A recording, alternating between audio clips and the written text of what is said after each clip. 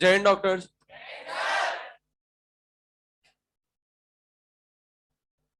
Last class में homework दिया ना? कितने क्वेश्चन दिए थे?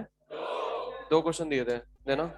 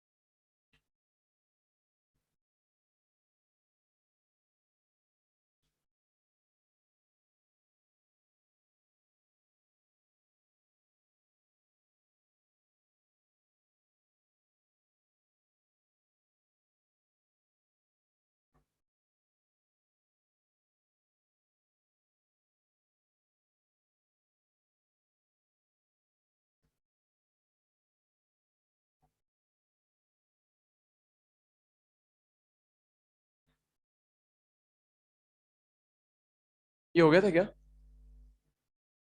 ऑर्डर क्या आ रहा था?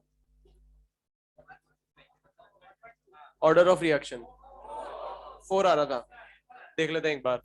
जनरल रेट लॉ लिख सकता हूं, R is equal to K into concentration of B R O three minus की power X, B R minus की पावर वाई, एच प्लस की पावर जेड। अब मैंने आपको बताया था जिसका भी ऑर्डर निकालना है उसके अलावा जितने भी उनको क्या बना दो, बीवी बना दो। अब क्या करो, सबसे पहले निकालना है B R O three minus का, तो मैं क्या लूं, 1 2 ले लूं। तो 1 और 2 की मदद से मैं कह सकता हूं सबसे पहले आर, आर की वैल्यू क्या हो जाएगी 1 2 के लिए, 1/2 इज इक्वल टू के क्या है, BB, B R O three minus कितना हो जाएगा, ये हो जाएगा 1/2 की पावर एक्स, 1 की पावर वाई, 1 की पावर जेड। यहां से एक्स की वैल्यू आ जाएगी 1, है ना, 1 रखूंगा तो बराबर हो जाएंगे। अब एक काम करो, 1 और 3 ले लो, है ना। तो 1 और 3 लोगे तो होगा क्या, सबसे पहले आर है, आर की वैल्यू क्या हो जाएगी 1 और 3 के लिए, 1/3, के क्या है, बीबी, 1 की पावर एक्स, 1 3 के लिए इसकी वैल्यू क्या हो जाएगी, 1/3 की पावर वाई, 1 की पावर जेड। यहां से वाई की वैल्यू आ गई 1।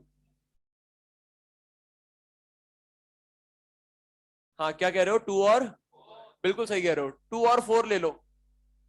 2 और 4 के लिए आर की वैल्यू सबसे पहले, ये हो जाएगा 6/9, 4/9, 4/9, 4/9 इज इक्वल टू के की वैल्यू क्या हो गई 1, 1 की पावर एक्स, 1 की पावर वाई, 2 और 4, ये हो जाएगा 2/3, है ना। भाई 2 और 4 के लिए देखना है तो ये कितना हो जाएगा 2/3, तो हो गया 2/3 की पावर जेड। जेड को 2 रख दूं, जेड को 2 रखूंगा, ये हो जाएगा 4/9, मतलब जेड हो गया 2। तो रेट लॉ क्या हो जाएगा, R is equal to K into concentration of B R O three minus की पावर 1, बी आर माइनस की पावर 1, एच प्लस की पावर 2। ऑर्डर ऑफ रिएक्शन क्या हो जाएगा, 1 + 1 + 2 4। नेक्स्ट पार्ट की बात करें, के की वैल्यू निकालनी है। बिल्कुल सही कह रहे हो, देखो कोई सा भी एक्सपेरिमेंटल ऑब्जर्वेशन ले लो आप, इन चारों में से या वैल्यूज पुट कर दो, सिर्फ एक ही अननोन है किए। एक काम करते हैं, फर्स्ट एक्सपेरिमेंटल ऑब्जर्वेशन ले लेते हैं। हाँ बिल्कुल इजी रहेगा। वैल्यू पुट करो, आर की वैल्यू कितनी है 1.2 इंटू 10⁻³ -3 इज इक्वल टू के की वैल्यू निकालनी है 0.1 की पावर 1, 0.1 की पावर 1, 0.1 की पावर, ये हो गया 10⁻⁻4। 10⁻⁻4 इधर आएगा, ऊपर जाएगा तो 10⁴ हो जाएगा, तो के आ जाएगा 12। यूनिट बताना के की क्या होगी, मोलर की पावर 1 माइनस एन, एन कितना है 4, -3 सेकेंड इनवर्स। ठीक है, यहां पर देखना यूनिट दे रखी है क्वेश्चन में, मोलर सेकेंड इनवर्स, है ना, तो टाइम की यूनिट क्या हो जाएगी, सेकेंड। अच्छा, थर्ड पार्ट की बात करें, थर्ड पार्ट में क्या कह रहा है, आपको रेट ऑफ रिएक्शन निकालनी है, कब, जब सभी का कंसंट्रेशन क्या हो 0.2, निकालो। आर की वैल्यू क्या हो जाएगी, के की वैल्यू कितनी है 12 इंटू 0.2 की पावर 1, 0.2 की पावर 1, 0.2 की पावर 2, तो आर की वैल्यू आ जाएगी 2 4 8 16, 16 इंटू 10⁻⁻⁴, 12 इंटू 16, 192 इंटू 10⁻⁻⁴, ये हो जाएगा 1.92 इंटू 10⁻⁻²। रेट की यूनिट क्या होगी, mole, litre inverse second inverse. और क्या निकालना था, rate of disappearance of B R minus, मतलब क्या मैं ऐसे लिख सकता हूं, rate of reaction is equals to rate of disappearance of B R minus divided by, ये चीज समझ में आती है, रिएक्शन को देख के लिख सकता हूं ना, ये यहां पर स्टोइकियोमेट्री 5 है तो डिवाइड कर दिया। अब देखो रेट ऑफ रिएक्शन आपको पता है, तो मैं कह सकता हूं rate of disappearance of B R minus is equal to 5 times rate of reaction, 5 into 1.92, 9, हाँ बिल्कुल सही कह रहे हो, 9.6 इंटू 10⁻⁻² लिख सकता हूं, तो हो गया 9.6 इंटू 10⁻⁻²। यूनिट क्या होगी, mole, litre inverse second inverse. इसको देखते हैं, एक जनरल रेट लॉ लिख सकते हैं। अच्छा, क्वेश्चन में एक्स और वाई का ऑर्डर गिवन होगा आपको, क्या दे रखा है,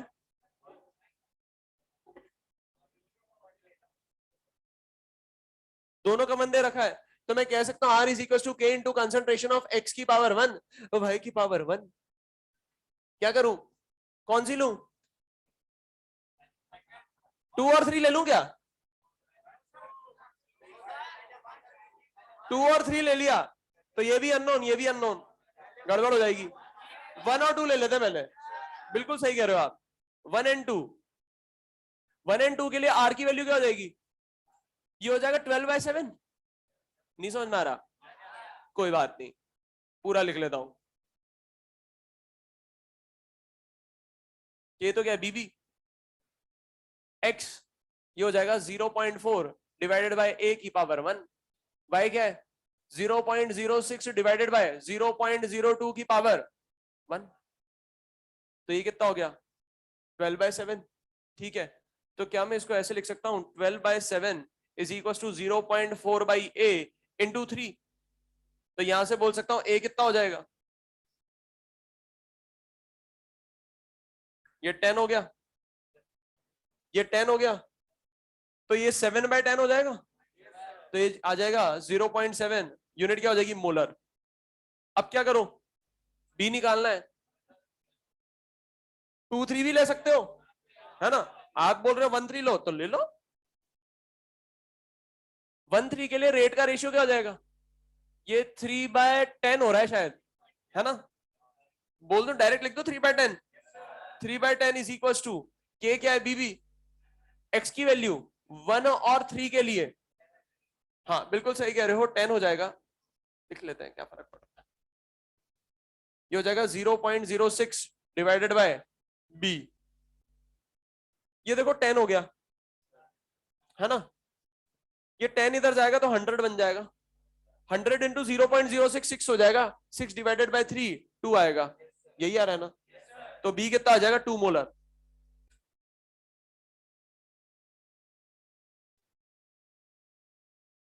इसमें किसी को डाउट है तो बोलो, लिख लिया ये,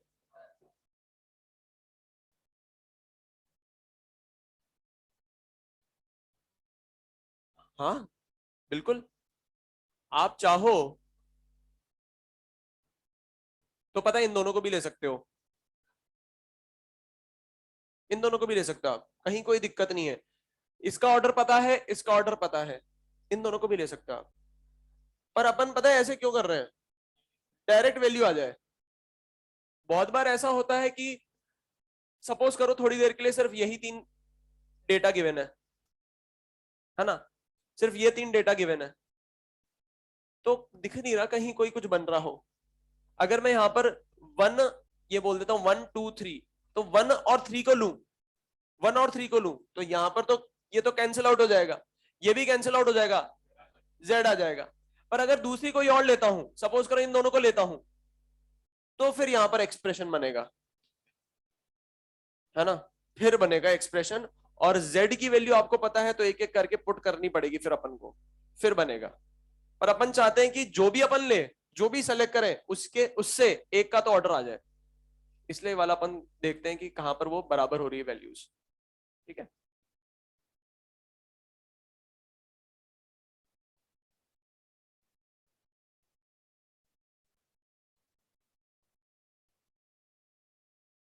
अच्छा इधर सुनना, लास्ट क्लास में अपन ने थोड़ा बहुत रेट लॉ पढ़ा था, और रेट लॉ में मुझे एक बात बताओ, रेट लॉ जो है उसमें जो रेट कांस्टेंट होता है वो किस बात पर डिपेंड करता है? नेचर ऑफ रिएक्टेंट, टेम्परेचर और कैटलिस्ट पे डिपेंड करता है।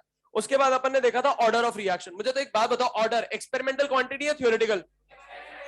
अच्छा मुझे बताओ, ऑर्डर क्या पॉजिटिव हो सकता है, क्या नेगेटिव हो सकता है, क्या जीरो हो सकता है, क्या फ्रैक्शनल हो सकता है? ये बात समझ में आ रही है? अच्छा मुझे एक बात बताओ, अभी तक अपन ने ये चीज देखी थी कि जो रेट लॉ है वो एक एक्सपेरिमेंटल कॉन्सेप्ट है। रेट लॉ कैसा कॉन्सेप्ट है? एक्सपेरिमेंटल कॉन्सेप्ट है। मतलब रेट लॉ को लिखने के लिए मुझे एक्सपेरिमेंट करना पड़ेगा, पर ऐसा कभी नहीं होगा कि एग्जामिनर बोले जाओ एक्सपेरिमेंट करके आओ, नहीं। एग्जामिनर क्या करेगा, खुद पहले से एक्सपेरिमेंट कर चुका होगा, और वो क्या करेगा, आपको टेबुलर फॉर्म में डेटा प्रोवाइड कराएगा। यह मैं कह सकता हूं, एग्जामिनर आपको क्या करेगा, जो एक्सपेरिमेंटल डेटा ऑब्टेन हुआ है उसको थ्योरी के फॉर्म में आपको प्रेजेंट करेगा। थ्योरी के फॉर्म में कैसे प्रेजेंट करेगा? अगर ए और बी का कंसंट्रेशन करेंगे डबल, तो रेट भी होगी डबल। तो ऐसे वाले क्वेश्चन भी अपन कर चुके हैं। ठीक है, तो यहां से अपन ने ये सीख लिया कि अगर डेटा आपको टेबुलर फॉर्म में गिवन हो या थ्योरी के फॉर्म में गिवन हो, तो रेट लॉ कैसे डिड्यूस करते हैं। ठीक है, पर अभी भी रेट लॉ की बात खत्म नहीं हुई है।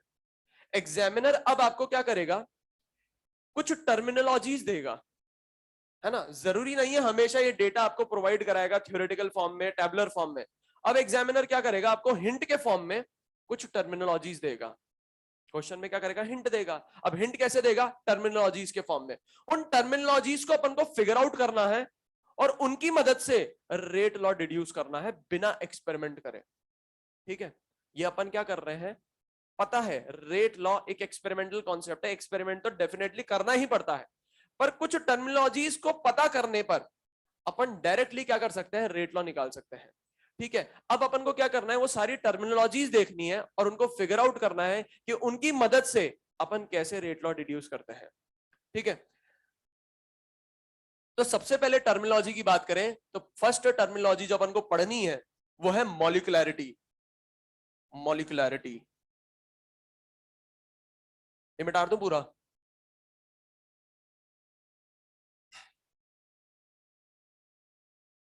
मॉलिक्यूलैरिटी,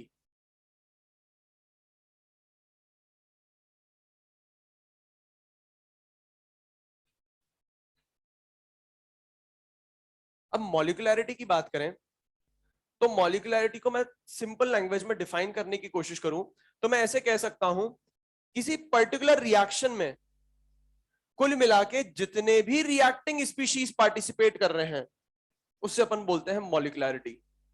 ठीक है, अब जब मैंने ये लाइन बोली किसी पर्टिकुलर रिएक्शन में कुल मिलाकर जितने रिएक्टिंग स्पीशीज पार्टिसिपेट कर रहे हैं उसे बोलते हैं मॉलिक्यूलैरिटी, तो इस लाइन में एक वर्ड आता है रिएक्टिंग स्पीशीज। ये रिएक्टिंग स्पीशीज होते कौन है, कौन होते हैं reacting species? Reactants. Reacting species मतलब रिएक्टेंट्स। रिएक्टेंट्स को अपन क्या बोलते हैं, रिएक्टिंग स्पीशीज। अब मुझे बताओ, रिएक्टेंट्स क्या एटम हो सकते हैं, क्या मॉलिक्यूल हो सकते हैं, क्या आयंस हो सकते हैं? हाँ, कुछ भी हो सकते हैं। ठीक है, जरूरी नहीं है नाम से देखकर पता लगाएं कि मॉलिक्यूल्स ही होंगे, नहीं, it can B molecules, it can B atoms, it can B ions. ठीक है, तो किसी पर्टिकुलर रिएक्शन में कुल मिलाकर जितने भी रिएक्टिंग स्पीशीज पार्टिसिपेट कर रहे हैं उसे अपन बोलते हैं मॉलिक्युलैरिटी। अब दूसरा पॉइंट सुनना इसमें कि जो मॉलिक्युलैरिटी टर्म है ये किसके लिए डिफाइंड है?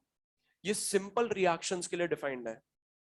किसके लिए डिफाइंड है? Simple reaction. सिंपल रिएक्शन मतलब जो सिंगल स्टेप में कंप्लीट हो रही हो। इसके बारे में अपन ने लास्ट क्लास में ही बात करी थी कि जो सिंगल स्टेप में रिएक्शंस कंप्लीट होती हैं उनका दूसरा नाम क्या होता है? Simple reactions. ठीक है। अब सिंपल रिएक्शन का एक और नाम होता है एलिमेंट्री रिएक्शन। ठीक है। तो सिंगल स्टेप रिएक्शन के दो नाम होते हैं, सिंपल रिएक्शन और एलिमेंट्री रिएक्शन, और इन्हीं रिएक्शंस के लिए मॉलिक्युलैरिटी टर्म डिफाइंड है। तो अगर मैं दोनों लाइन को कंबाइन करूं तो मैं क्या बोल सकता हूं? मॉलिक्युलैरिटी क्या होगी? किसी एलिमेंट्री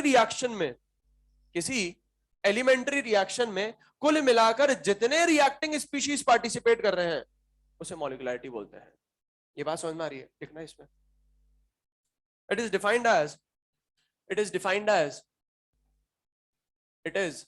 डिफाइंड एज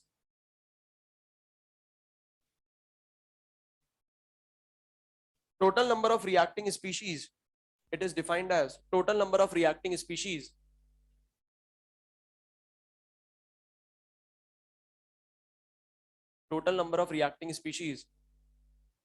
ब्रैकेट में लिखना रिएक्टिंग स्पीशीज क्या क्या हो सकता है? It can B atoms, molecules, ions. तो ब्रैकेट में लिखना atoms comma molecules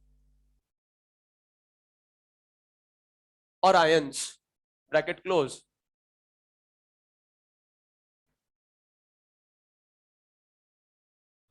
is defined as total number of reacting species participating in an elementary reaction.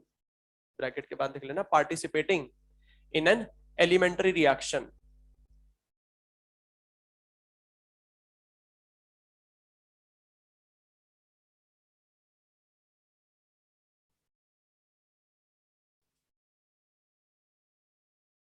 Participating in an elementary reaction.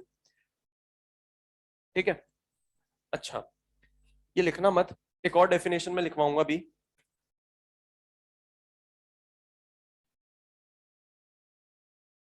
अब जो दूसरी डेफिनेशन लिखवाऊंगा वो एग्जाम्पल समझने के बाद समझ में आएगी। ठीक है, इसको समझो पहले। वैसे तो बहुत आसान टॉपिक है, पर अगर हर एक चीज इसकी कवर करें तो इसको थोड़ा सा समझना पड़ता है। देखो, सिंपल लैंग्वेज में अगर मैं समझाऊं मॉलिक्युलैरिटी, तो मान लो ये कुछ रिएक्शन आपको गिवन है। मुझे एक बात बताओ, इन रिएक्शन की मॉलिक्युलैरिटी मैं कब डिफाइन कर सकता हूं? जब ये क्या हो? एलिमेंट्री रिएक्शन हो। जब ये क्या हो? एलिमेंट्री रिएक्शन हो। अब कोई भी रिएक्शन को मैं देख के नहीं बता सकता हूं कि ये एलिमेंट्री है या कॉम्प्लेक्स है। ठीक है, एलिमेंट्री मतलब जो सिंगल स्टेप में कंप्लीट हो जाए, कॉम्प्लेक्स मतलब जो मल्टी स्टेप में कंप्लीट हो, है ना? तो मैं इतना ज्ञानी नहीं हूं, या दुनिया में ऐसा कोई भी ज्ञानी नहीं है जो रिएक्शन को देख के ये पता लगा ले ये सिंगल स्टेप में हो रही है, मल्टी स्टेप में हो रही है। ठीक है, तो एग्जामिनर आपको मेंशन करेगा ये जो रिएक्शंस हैं ये सारी एलिमेंट्री हैं। एग्जामिनर ने बोल दिया अब आपको कि ये सारी रिएक्शन क्या है? एलिमेंट्री रिएक्शन है। एलिमेंट्री रिएक्शन है मतलब मैं कह सकता हूं इनके लिए मॉलिक्युलैरिटी डिफाइंड होगी। ठीक है, अब अगर मैं फर्स्ट रिएक्शन की बात करूं तो फर्स्ट रिएक्शन में मुझे एक बात बताओ, रिएक्टिंग स्पीशीज कौन है? PCl5। PCl5 है। अच्छा, PCl5 के कितने मॉलिक्यूल रिएक्शन में पार्टिसिपेट कर रहे हैं? एक। तो डेफिनेशन क्या कहती है? किसी एलिमेंट्री रिएक्शन में जितने रिएक्टिंग स्पीशीज पार्टिसिपेट करते हैं उसे मॉलिक्युलैरिटी बोलते हैं। मतलब मॉलिक्युलैरिटी क्या हो जाएगी? 1। ये बात समझ में आ रही है? और इसे एनसीईआरटी में बोला गया है यूनिमॉलिक्यूलर। ठीक है, मॉड्यूल में नहीं दे रखा है इसका नाम, पर हाँ, क्या बोलते हैं? यूनिमॉलिक्यूलर। अब अगर मैं बात करूं दूसरी रिएक्शन की, दूसरी रिएक्शन में मुझे बताओ रिएक्टेंट कौन है? H2 और H2 के कितने मॉलिक्यूल? I2 का कितना मॉलिक्यूल? टोटल कितने मॉलिक्यूल? तो मैं कह सकता हूं मॉलिक्युलैरिटी क्या हो जाएगी? 2, और इसे बोलेंगे बाई मॉलिक्यूलर। बात समझ में आ रही है? अच्छा, अब यहां पर थर्ड रिएक्शन देखते हैं। मुझे बताओ रिएक्टिंग स्पीशीज कौन है? रिएक्टिंग स्पीशीज है HI। तो आप मुझे बताओ HI के कितने मॉलिक्यूल रिएक्शन में पार्टिसिपेट कर रहे हैं? 2। तो मॉलिक्युलैरिटी क्या हो जाएगी? 2। ये बात समझ में आ रही है? इसे भी क्या बोलेंगे? बायोमॉलिक्यूलर बोलेंगे। अच्छा, मुझे एक बात बताओ, फोर्थ रिएक्शन में रिएक्टिंग स्पीशीज कौन कौन सी हैं? NO और O2। अच्छा, NO के कितने मॉलिक्यूल, O2 के कितने मॉलिक्यूल, टोटल कितने मॉलिक्यूल? मतलब मैं कह सकता हूं यहां पर मॉलिक्युलरिटी क्या हो जाएगी, 3 हो जाएगी, और इसे बोलेंगे ट्राई मॉलिक्यूलर, या इसे प्यार से बोलते हैं टर मॉलिक्यूलर, टर मॉलिक्यूलर। ठीक है। अच्छा, फिफ्थ रिएक्शन को देखें तो मुझे एक बात बताओ, रिएक्टिंग स्पीशीज कौन कौन सी हैं? SO2 और O2। SO2 के कितने मॉलिक्यूल, O2 के कितने मॉलिक्यूल, टोटल कितने मॉलिक्यूल? तो मॉलिक्युलरिटी कितनी हो जाएगी? ये बात समझ में आ रही है? क्लियर है सभी को? अच्छा, अब आगे सुनना। ये तो बहुत आसान से अपन ने बता दिया, पर अगर इसके एक्चुअल मतलब की बात करें, एक्चुअल मीनिंग की बात करें, इसको समझना। मान लो अपन थोड़ी देर के लिए इस रिएक्शन की बात करें, H2 + I2 gives 2HI। ठीक है, अब इसको समझना, यहां पर इस कंटेनर में H2 मौजूद है और इस कंटेनर में I2 मौजूद है। ठीक है, अब एक बात मुझे बताओ, इस कंटेनर की अगर मैं बात करूं तो यहां पर H2 के मॉलिक्यूल्स होंगे। अगर H2 के मॉलिक्यूल्स होंगे तो कह सकता हूं इसमें H2 के मॉलिक्यूल्स H2 के साथ कोलिजन करेंगे। अब आप मुझे बताओ, जब H2 के मॉलिक्यूल H2 के साथ टकराएंगे तो क्या HI बनाएंगे? नहीं। यहां पर कौन से मॉलिक्यूल्स होंगे? I2 के। अब I2 के मॉलिक्यूल I2 के साथ टकराएंगे तो क्या HI बनाएंगे? ये HI कब बनाएंगे? जब दोनों को मिक्स करूंगा। मिक्स करने पर मैंने देखा यहां पर किसका मिक्सचर बना, H2 और I2 का। अब इस कंटेनर में H2 का मॉलिक्यूल H2 से टकराएगा, I2 का मॉलिक्यूल I2 से टकराएगा, क्या HI बनाएगा? नहीं। HI कब बनेगा? जब एक H2 का मॉलिक्यूल एक HI के मॉलिक्यूल के साथ टकराएगा, तब बन जाएगा। मैंने क्या बोल दिया? एक H2 का मॉलिक्यूल एक I2 के मॉलिक्यूल के साथ टकराएगा, तब जाके क्या बनेगा? HI बनेगा। ये बात समझ में आ रही है? ठीक है, तो क्या मैं ऐसे बोल सकता हूं मॉलिक्युलरिटी को, total number of reacting species, total number of reacting species that must collide with one another simultaneously to form product. कुल मिला के जितने रिएक्टिंग स्पीशीज साइमल्टेनियसली कोलिजन कर रहे हैं ताकि प्रोडक्ट का फॉर्मेशन हो सके, उसे ही बोलते हैं मॉलिक्युलरिटी। कितने मॉलिक्यूल्स ने कोलिजन करा? 2 मॉलिक्यूल्स ने, ताकि क्या बन सके? प्रोडक्ट बन सके, तो मॉलिक्युलरिटी 2। ये बात समझ में आ रही है? अच्छा, अब इस रिएक्शन को देखो, 2NO + O2। मुझे बताओ यहां पर कुल मिला के कितने रिएक्टिंग स्पीशीज कोलिजन कर रहे हैं साइमल्टेनियसली ताकि प्रोडक्ट का फॉर्मेशन हो सके? तो कितने मॉलिक्यूल्स हो जाएंगे? 3। 2 NO के मॉलिक्यूल, 1 O2 का मॉलिक्यूल। अच्छा, मुझे एक बात बताओ, क्या यहां पर NO2 का फॉर्मेशन इस तरीके से होगा क्या कि 2 NO के मॉलिक्यूल कोलाइड हो गए, फिर बाद में O2 आ रहा है धीरे धीरे, एक के साथ टकराता है, फिर दूसरे के साथ टकराता है, फिर NO2 बनाता है? ऐसा होगा क्या? नहीं, ऐसा नहीं होगा। तो डेफिनेशन क्या बोल रही है? डेफिनेशन बोल रही है एक दूसरे के साथ टकराए और साइमल्टेनियसली टकराए ताकि प्रोडक्ट का फॉर्मेशन हो। Total number of reacting species which must collide with one another simultaneously to form product is known as molecularity. ये बात समझ में आ रही है? सर एक बात बताओ ना, ये किसके साथ टकराएगा? खुद के साथ? खुद के साथ आप टकराते हो क्या? बोलो ना, खुद के साथ कोई कैसे टकरा सकता है? फिर तो गड़बड़ हो जाएगी ना, दूसरे के साथ टकराएगा तो मॉलिक्युलरिटी 2 हो जाएगी। वॉल के सुनना इधर, है ना? इस डेफिनेशन से यहां पर थोड़ा बहुत कंफ्यूजन क्रिएट होता है, इसको समझना। जब मॉलिक्युलरिटी 1 होती है ना, तो पता है होता क्या है? मॉलिक्यूल जो होता है उसमें क्या होता है, जो एटम्स होते हैं, एटम्स कुछ इस तरीके से अपने आप को रीअरेंज करते हैं ताकि डिफरेंट मॉलिक्यूल्स का फॉर्मेशन हो सके। वन मॉलिक्युलरिटी का मतलब क्या होता है? इस मॉलिक्यूल में जो एटम्स होंगे वो अपने आप खुद को कुछ इस तरीके से रीअरेंज करेंगे ताकि डिफरेंट मॉलिक्यूल्स का फॉर्मेशन हो सके। इसे बोलते हैं वन मॉलिक्युलरिटी। ये टकराता किसी के साथ नहीं है, ये खुद ब खुद अपने मॉलिक्यूल्स में एटम्स को इस तरीके से अरेंज करता है ताकि डिफरेंट मॉलिक्यूल्स का फॉर्मेशन हो सके। ठीक है ये बात? तो एक डेफिनेशन और लिखेंगे और करके, इट इज डिफाइंड एज, बोलो बोलो बोलो, 2HI वाले में तो समझ गए ना अपन, HI एक, दूसरा HI, दोनों टकरा रहे हैं। देखो ना, ये रिएक्टिंग स्पीशीज कौन है? HI। कितने हैं? दो हैं, ये दो टकरा रहे हैं यहां पर। क्या?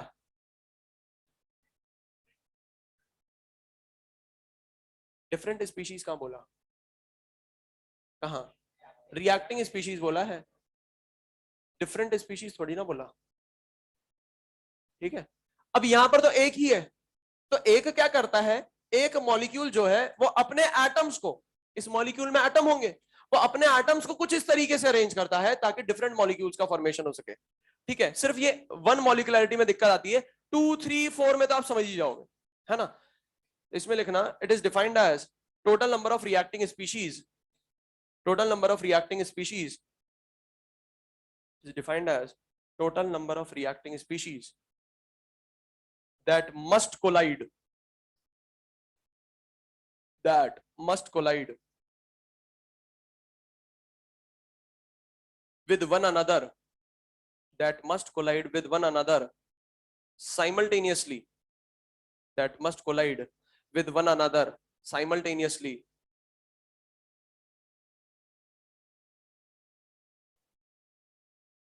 that must collide with one another simultaneously to form product, to form product।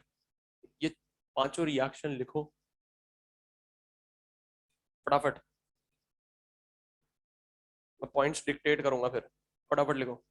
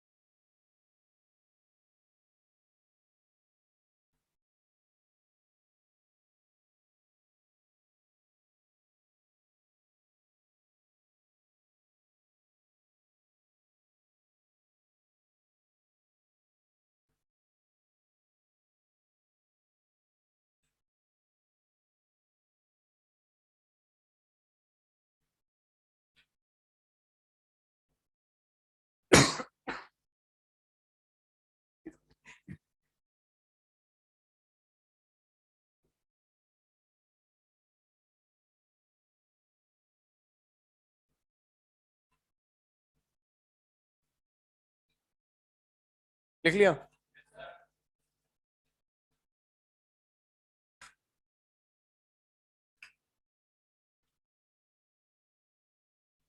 नहीं लिखना नहीं है ये सब, इधर देखो, हम सुनना ध्यान से, कुछ पॉइंट्स डिड्यूस करना है ना, वो आप ही मुझे बताओगे। तो क्वेश्चन पूछो, थोड़ा सा दिमाग लगाना, अपने आप देखना जवाब देने लगोगे। मुझे एक बात बताओ, ये जो मॉलिकुलैरिटी है, मैंने इन रिएक्शंस की मॉलिकुलैरिटी फाइंड करी, तो क्या इसको फाइंड करने के लिए एक्सपेरिमेंट करा? बोलो ना। तो ये एक्सपेरिमेंटल क्वांटिटी है, थ्योरेटिकल क्वांटिटी? कॉपी पेन की मदद से कैलकुलेट करा है, मतलब ये क्या होगी? थ्योरेटिकल क्वांटिटी होगी। मतलब मॉलिकुलैरिटी क्या है? थ्योरेटिकल क्वांटिटी है। ठीक है, अच्छा मुझे एक और बात बताओ, मॉलिकुलैरिटी यहां पर दिखाई दे रही है, पॉजिटिव इंटीजर है, पॉजिटिव इंटीजर है। क्या मॉलिकुलैरिटी नेगेटिव हो सकती है? क्या मॉलिकुलैरिटी जीरो हो सकती है? क्या मॉलिकुलैरिटी फ्रैक्शनल हो सकती है? नहीं हो सकती। अब दिमाग में एक डाउट आएगा, सर स्टोइकियोमेट्रिक कोफिशिएंट आधा भी तो हो सकता है। पर आप मुझे बताओ डेफिनेशन क्या कहती है? सेकंड डेफिनेशन मैंने बोली थी, it is defined as total number of reacting species that must collide with one another to form product. अब आप मुझे बताओ, क्या आधा मॉलिक्यूल कोलिजन करेगा? आधे O2 ने एक चौथाई किसी के साथ कोलिजन करा और 3/4 बनाया, बोलो ऐसे करेगा क्या? नहीं, ऐसा तो नहीं होगा। तो एक चीज समझ में आती है, मॉलिक्यूल आधा भी नहीं हो सकता, एक चौथाई भी नहीं हो सकता, 3/4 भी नहीं हो सकता, डेढ़ भी नहीं हो सकता, कुछ भी नहीं हो सकता मॉलिक्यूल, ऐसा तो हो ही नहीं सकता। तो हमेशा ध्यान रखना, मॉलिकुलरिटी कभी भी फ्रैक्शनल में नहीं होगी। अब दिमाग में डाउट आएगा, सर यहां पर अगर स्टोइकियोमेट्रिक कोफिशिएंट हाफ हाफ हो गए तो वहां पर अपन मॉलिकुलरिटी निकालेंगे ही नहीं। ठीक है, मॉलिकुलरिटी कब निकालेंगे? जब स्टोइकियोमेट्रिक कोफिशिएंट क्या हो? इंटीजर हो। ठीक है, अच्छा एक और बात मुझे बताओ, यहां पर अपन ने देखा कि जो मॉलिकुलैरिटी है वो 1 भी हो सकती है, 2 भी हो सकती है, 3 भी हो सकती है। 3 कैसे होगी? जब NO का एक मॉलिक्यूल, NO का दूसरा मॉलिक्यूल और O2 का तीसरा मॉलिक्यूल साइमल्टेनियसली एक साथ टकराएंगे और प्रोडक्ट का फॉर्मेशन करेंगे तो अपन बोलेंगे मॉलिकुलैरिटी 3। ठीक है, क्या 4 मॉलिकुलैरिटी हो सकती है? कैसे, बताना जरा। 4 एक साथ बताओ ना, कैसे टकराएंगे? सर ने यूं 3 करके दिखाया है, हम यूं 4 करके दिखाएंगे। अरे खुशबू, ये लो 4 हो गए, ऐसे ही कह रहे हो ना? बताओ ना, ये इसके साथ टकरा रहा है क्या? ये इसके साथ टकरा रहा है क्या? आप कह रहे हो यूं का यूं करो। अरे तो मैंने यूं यूं कर लिया तो क्या दिक्कत आ रही है? ये कह रहे हैं यूं करो सर। अरे यार, यूं करो या यूं करो, फिर क्या हो जाएगा बताओ? अच्छा मुझे बताओ, ये इसको टकरा रहा है? बोलो ना। पागल हो गए? तो क्या 4 पॉसिबल है? अरे सुनो, साउथ की मूवीज नहीं देखते क्या? एक गाड़ी, हाँ दूसरी गाड़ी आ रही है। अब जब 2 ठुकी भी थी तो एक और तीसरी आ गई, है ना? मॉलिकुलैरिटी 3 पॉसिबल है। ये इसको टच कर रही है, ये इसको टच कर रही है, ये दोनों को टच कर रही है और ये भी दोनों को टच कर रही है, पर एक और आ गई और ऊपर बैठ गई। तो आप मुझे बताओ, क्या ये चारों एक दूसरे को टच कर रही है? बिल्कुल कर रही है।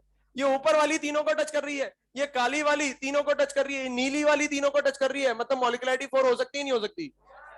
हो सकती है ना? हो सकती है। अच्छा मुझे एक बात बताओ, मॉलिकुलैरिटी 4 नजर आ रही है मूवीज में, रियल लाइफ में नजर आएगी? बोलो ना, रियल लाइफ में रोड में ऐसा देखा है? चौथी जो आई वो ऊपर बैठ गई, ऐसा देखा है क्या? तो आप मुझे बताओ, ये जो कंडीशन है ये फ्रीक्वेंटली होगी या रेयर होगी? रेयर होगी। तो मैं कह सकता हूं ऑर्डर और मॉलिकुलैरिटी 3 से ज्यादा होते तो हैं पर रेयर होते हैं। होते हैं, मना नहीं कर रहा हूं, पर रेयर होते हैं।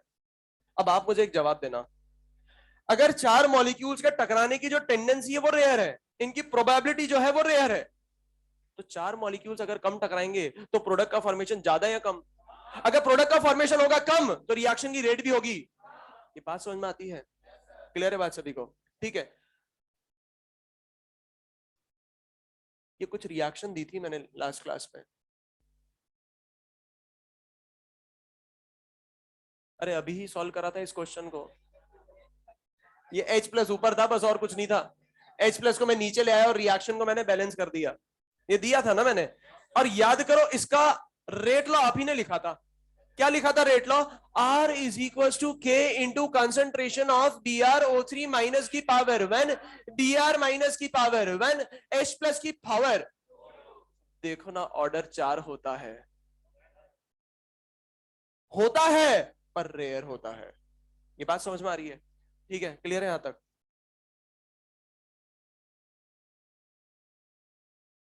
क्या 5 होता है? नीचे से टकराएगा, वाह वाह वाह वाह वाह। एक गाड़ी है, ऊपर 3 गाड़ी और उसके ऊपर एक और गाड़ी, तो ऊपर वाली नीचे वाली के साथ कैसे टच करेगी? है? ऐसे कैसे? सर नीचे वाली का एक झंडा था, ऊपर वाली का भी झंडा था, दोनों के झंडे टकरा रहे हैं, ऐसे होगा क्या? लड्डू। लिखो point.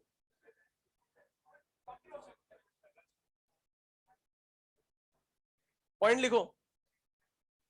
मॉलिकुलैरिटी is a theoretical quantity. Molecularity is a theoretical quantity. Molecularity is a theoretical quantity.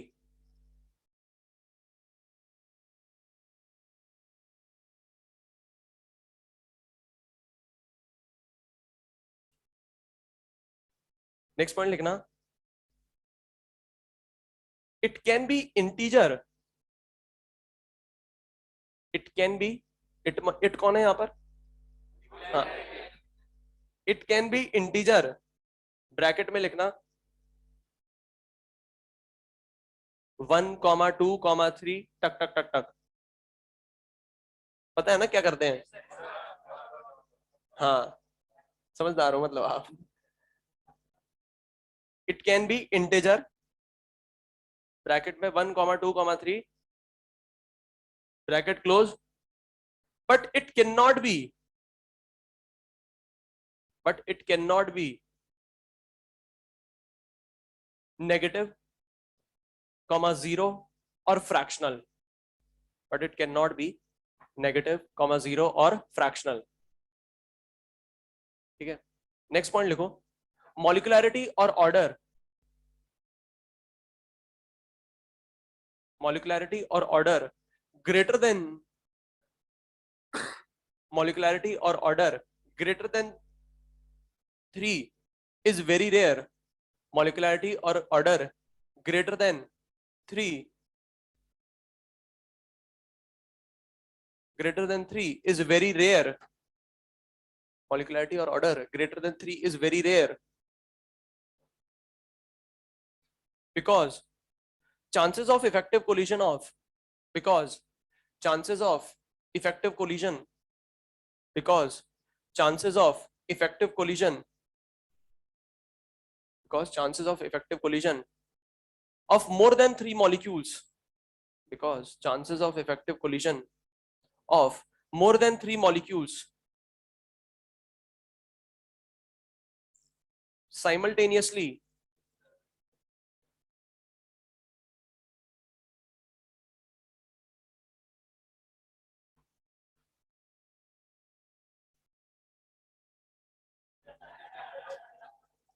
Phone मत निकालो,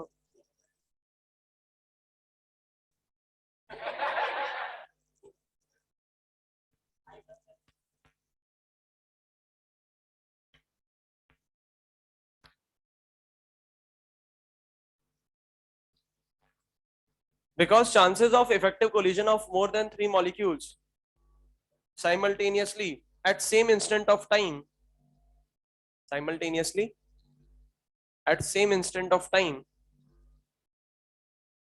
simultaneously at same instant of time is very rare, is very rare and slow to proceed, is very rare and slow to proceed।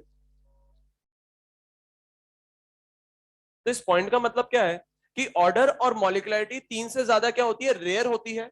क्यों? क्योंकि 3 से ज्यादा molecules के टकराने की जो टेंडेंसी होती है, जो प्रोबेबिलिटी होती है साइमल्टेनियसली सेम इंस्टेंट पर, वो बहुत कम होती है।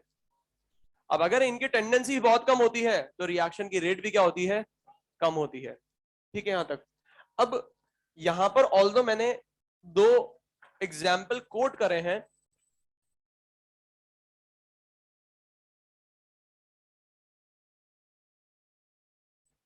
एक चीज मैं एक बार बताता हूं आपको,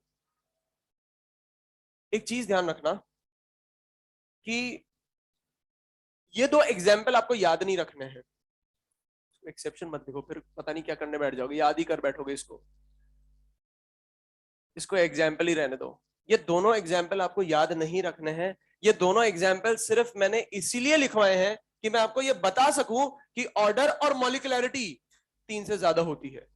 क्योंकि थोड़े दिनों में ऐसे लगने लग जाता है कि ऑर्डर और मॉलिक्युलैरिटी 3 से ज्यादा होते ही नहीं है, होते हैं पर बहुत कम होते हैं, बहुत कम होते हैं।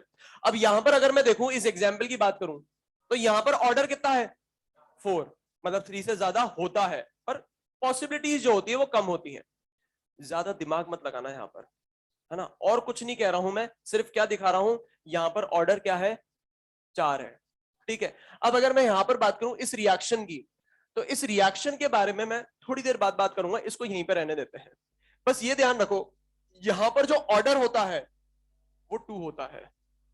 ठीक है, अभी इसके बारे में थोड़ी देर में बात करेंगे, 10 मिनट में बात करेंगे इसके बारे में। ठीक है, एक टॉपिक मुझे बताना पड़ेगा, एलिमेंट्री रिएक्शन, उसके बाद ये और अच्छे से समझ में आएगा, क्योंकि अभी समझा दिया तो गड़बड़ हो जाएगी। ठीक है, तो एक काम करो, आप ये दोनों लिख दो। यहां पर मैं वही कह रहा हूं, अभी आप मेरे से कोई क्वेश्चन मत पूछो, गड़बड़ हो जाएगी है ना। यहां पर आप 2 लाइन छोड़ देना बस, एक तो ऑर्डर लिख दिया लाइन, है ना, एक और लाइन यहां पर छोड़ देना बस। ठीक है, मेरे साथ कंपल्शन ये है कि ये एग्जाम्पल मुझे यहीं पे लिखवाना पड़ेगा, पर एलिमेंट्री रिएक्शन समझ में आ गया ना, तो ये और अच्छे से समझ में आ जाएगा।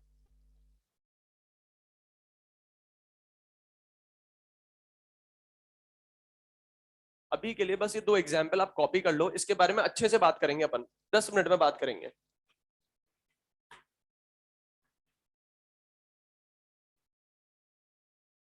हाँ जी,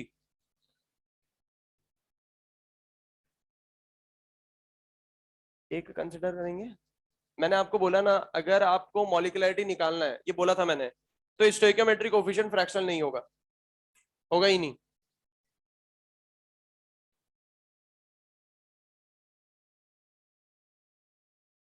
हेडिंग डालेंगे elementary reaction.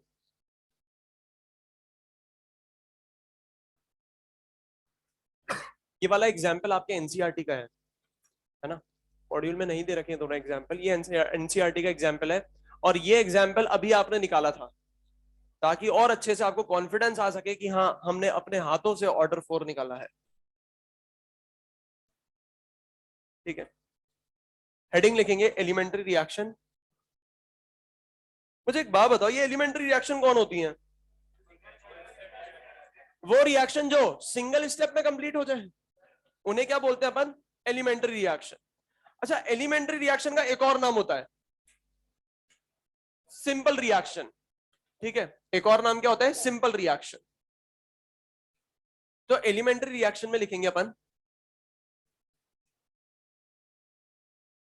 those reactions which complete in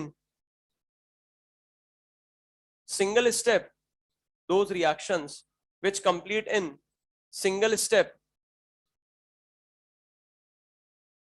those reactions which complete in single step,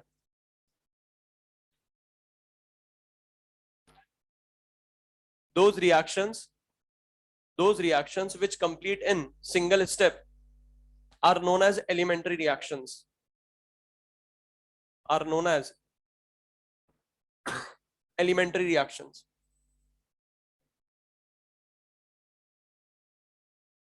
एक और मुझे पॉइंट लिखवाना है यहां पर, आप एग्जाम्पल मत लिखना, एक और पॉइंट लिखाऊंगा मैं।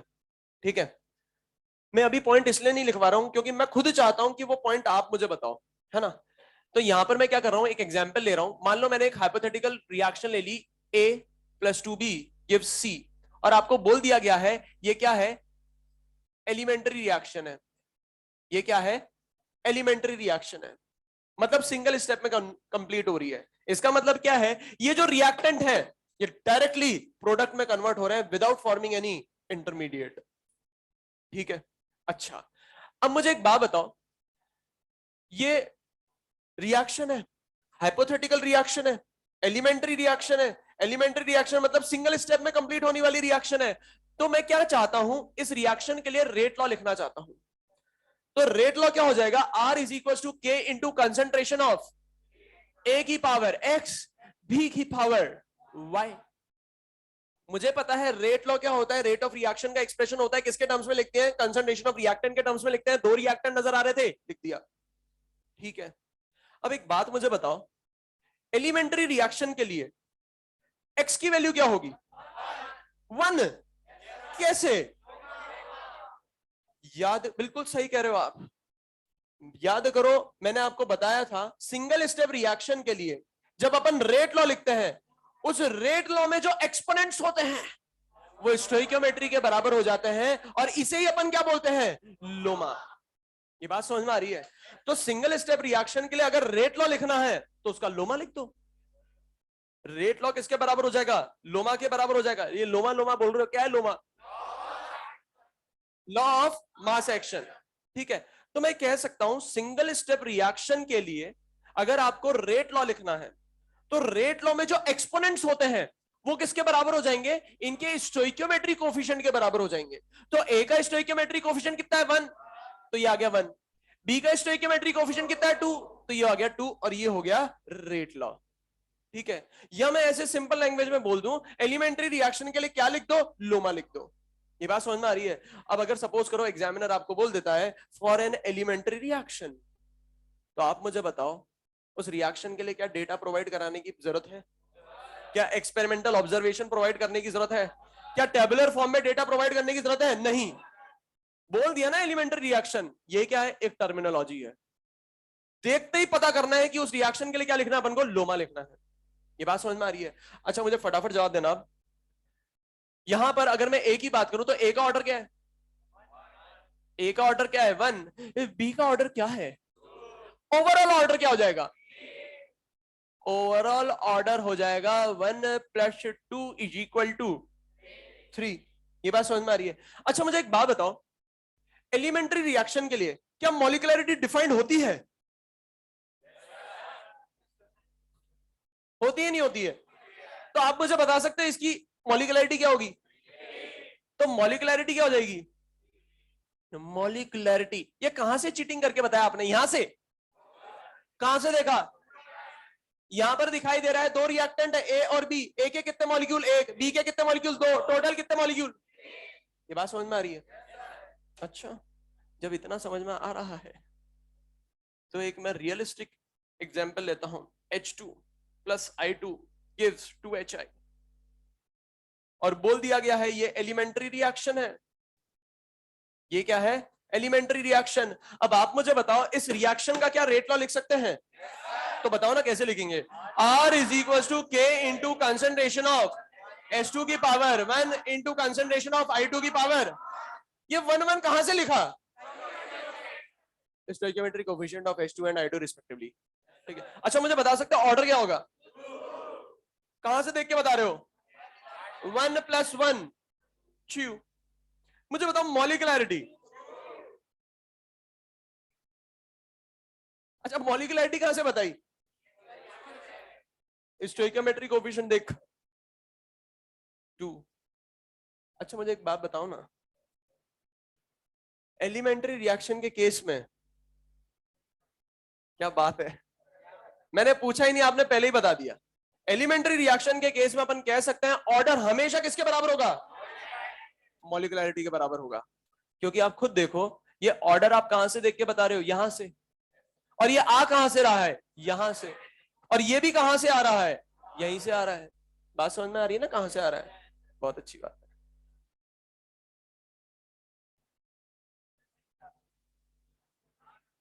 बात समझ में आ रही है? मतलब मैं कह सकता हूं एलिमेंट्री रिएक्शन की प्राइमरी कंडीशन क्या हो जाएगी? ऑर्डर किसके बराबर होगा? मॉलिक्युलरिटी के बराबर। अब इधर आ जाओ, ये एग्जांपल तो समझ में आ गया था। मुझे यहां पर क्या बताना था कि ऑर्डर 3 से ज्यादा होता है, हो रहा है, बस। ठीक है। अच्छा मुझे एक बात बताओ, इसी की बात करते हैं, थोड़ा सा दिमाग लगाना। क्या ये एलिमेंट्री रिएक्शन है? क्यों है? बिल्कुल सही बोला इन्होंने। मुझे बताओ मॉलिक्युलरिटी कितनी होगी? 12। अगर ये एलिमेंट्री होती तो मॉलिक्युलरिटी ऑर्डर के बराबर होता। तो ये सिंपल रिएक्शन है क्या? ये क्या है? कॉम्प्लेक्स रिएक्शन है। ये बात समझ में आ रही है? अच्छा एक बात बताओ, आपने मॉलिक्युलरिटी बोलने में कभी भी देरी नहीं लगाई, 12 बोल दिया आपने मॉलिक्युलरिटी। मॉलिक्युलरिटी 12 हो सकती है क्या? 12 मॉलिक्यूल एक साथ साइमल्टेनियसली सेम इंस्टेंट पर टकरा रहे हैं, हो सकता है क्या? नहीं हो सकता। अब इधर देखो, हाँ साउथ की मूव में भी नहीं हो सकता ये चीज, है ना? अच्छा इधर देखो, मुझे एक बात बताओ, मॉलिक्युलरिटी बता सकते हो? थोड़ी देर के लिए मान लेते हैं, थोड़ी देर के लिए मान लेते हैं ये एलिमेंट्री रिएक्शन है, थोड़ी देर के लिए। तो मॉलिक्युलरिटी कितनी हो गई? 10। अगर ये एलिमेंट्री होती तो ऑर्डर भी 10 होता। क्या ऑर्डर 10 है? नहीं है। मतलब ये सिंपल या कॉम्प्लेक्स? ये बात समझ में आ रही है? क्लियर है सभी को? तो इतनी ज्यादा मॉलिक्युलरिटी ना अपन सिंगल स्टेप में नहीं ऑब्जर्व करते हैं। इसका मतलब क्या है कि यहां पर इतने सारे मॉलिक्यूल्स अपन को दिख रहे हैं ऑल्दो, पर ये सिंगल स्टेप में नहीं है, मल्टीपल स्टेप में रिएक्शंस हुई है और उनका सम है ये। ठीक है, तो एक पॉइंट और लिखते हैं, और वो आप मेरे को बता चुके हो, है ना? नेक्स्ट पॉइंट लिखना है यहां पर,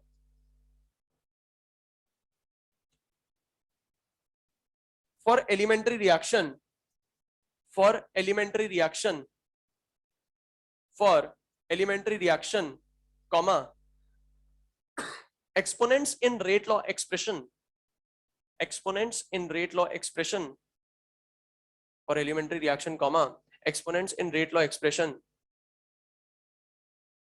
are equal to exponents in rate law expression are equal to किसके बराबर होंगे? Stoichiometry coefficient of reactant.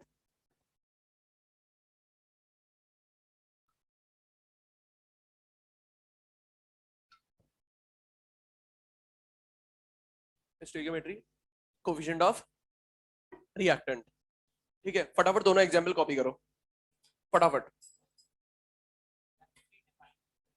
बिल्कुल बिल्कुल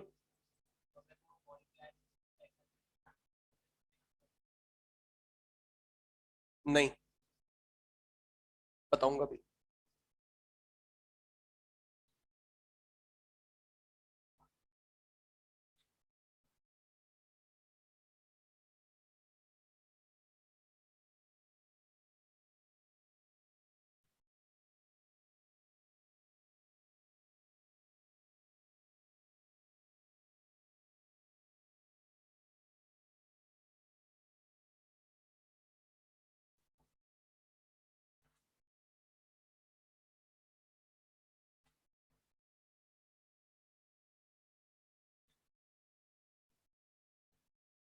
देख लिया?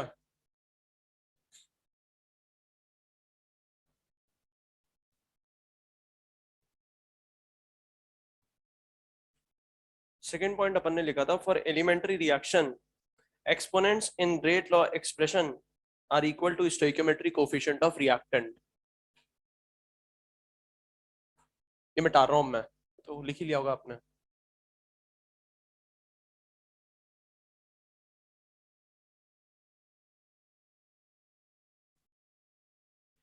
पॉइंट लिखेंगे यहां पर एक,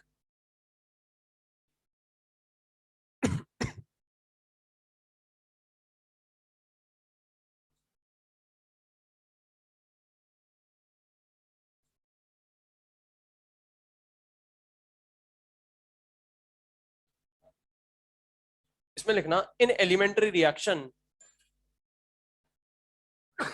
इन elementary reaction molecularity is equal to order of reaction. In elementary reaction molecularity is equal to order of reaction. In elementary reaction molecularity is equal to order of reaction. ठीक है, नेक्स्ट पॉइंट लिखना। अच्छा मुझे एक बात बताओ, थोड़ा सा दिमाग लगाना, थोड़ा सा दिमाग लगाना, है ना। मुझे पता है अगर एलिमेंट्री रिएक्शन है तो ऑर्डर किसके बराबर होगा? मॉलिक्युलरिटी के बराबर होगा। अच्छा मॉलिक्युलरिटी क्या जीरो हो सकती है? क्या फ्रैक्शनल हो सकती है? क्या नेगेटिव हो सकती है? तो अगर आपसे कोई कह दे zero order reaction is a elementary reaction, या ट्रू स्टेटमेंट है या फॉल्स? क्या जीरो ऑर्डर रिएक्शन कभी एलिमेंट्री रिएक्शन हो सकती है? क्यों? क्योंकि अगर जीरो ऑर्डर एलिमेंट्री होती तो ऑर्डर और मॉलिक्युलरिटी बराबर होती, और मॉलिक्युलरिटी कभी जीरो ही नहीं हो सकती, तो क्या ऑर्डर जीरो हो सकता है? नहीं हो सकता। ठीक है, अच्छा एक और बात बताओ, क्या fractional order reaction elementary reaction हो सकती है? हो सकती है क्या? अगर फ्रैक्शनल ऑर्डर रिएक्शन एलिमेंट्री होती तो ऑर्डर और मॉलिक्युलरिटी बराबर होती। अब अगर ऑर्डर और मॉलिक्युलरिटी बराबर होती पर मुझे पता है मॉलिक्युलरिटी कभी फ्रैक्शनल हो ही नहीं सकती, तो ऑर्डर भी कभी फ्रैक्शनल हो ही नहीं सकता है एलिमेंट्री रिएक्शन का। तो हमेशा क्या ध्यान रखेंगे? जीरो ऑर्डर रिएक्शन कभी भी एलिमेंट्री नहीं होगी। अब अगर एलिमेंट्री नहीं होगी तो होगी कौन सी? कॉम्प्लेक्स। ठीक है, इसमें लिखना zero order reaction can never be elementary reaction, zero order reaction can never be elementary reaction. Next point लिखेंगे,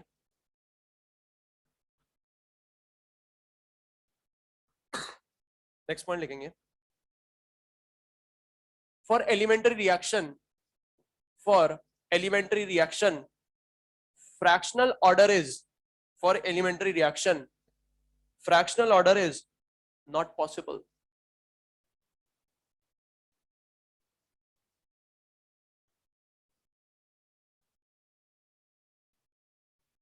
fractional order is not possible. ठीक है,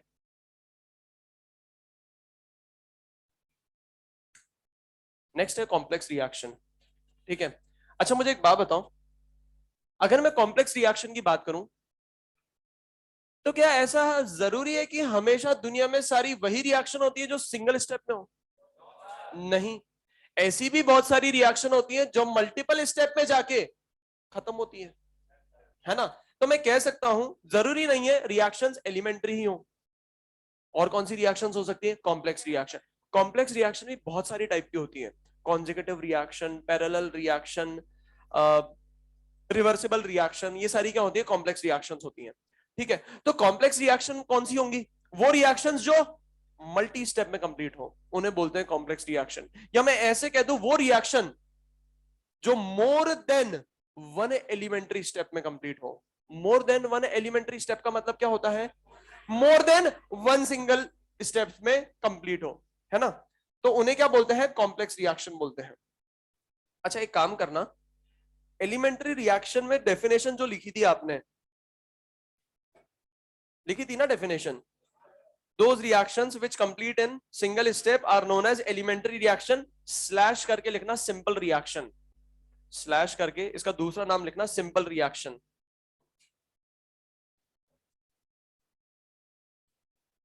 simple reaction.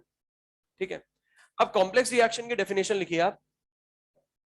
those reactions those reactions which complete in multi step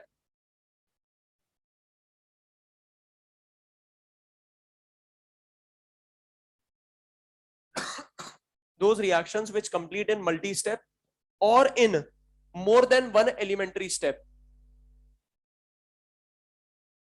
those reaction which complete in multi step or in more than one elementary step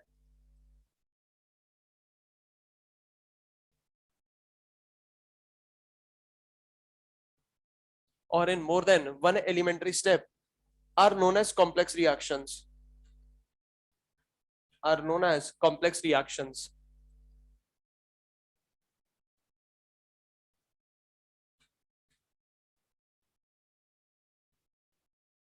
next point लिखना, each step of the mechanism, each step of the mechanism each step of the mechanism is known as elementary step, each step of the mechanism is known as elementary step।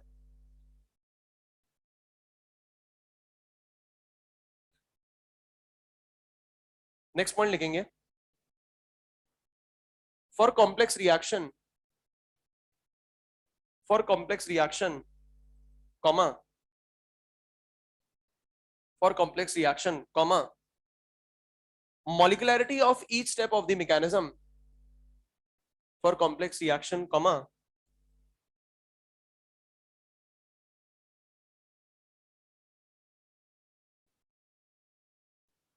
for complex reaction comma, molecularity of each step of the mechanism is defined separately, is defined separately,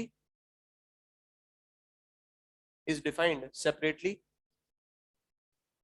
and total molecularity of complex reaction, and total molecularity of complex reaction,